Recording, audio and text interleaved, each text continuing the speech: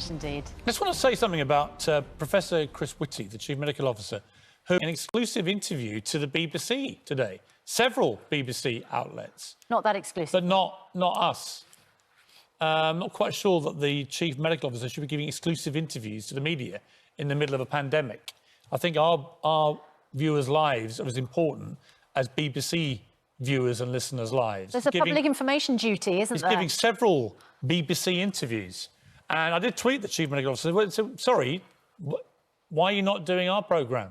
Aren't our viewers as important? Well, they're not as important. Apparently, viewers? they're not as important. And this will have been done with the authority of the government, of course, which raises again the question of why the government often chooses to do this.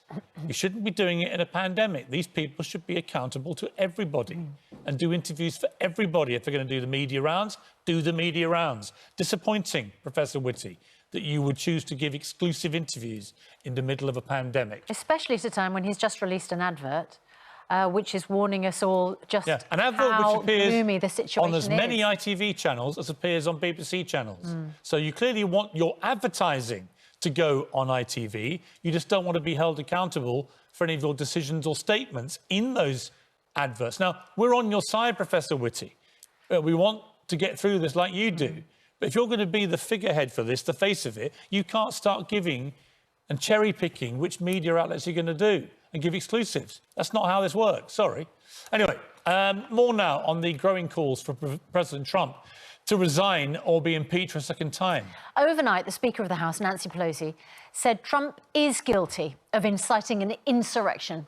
And she demanded that Vice President Mike Pence use the 25th Amendment to get Trump out of office.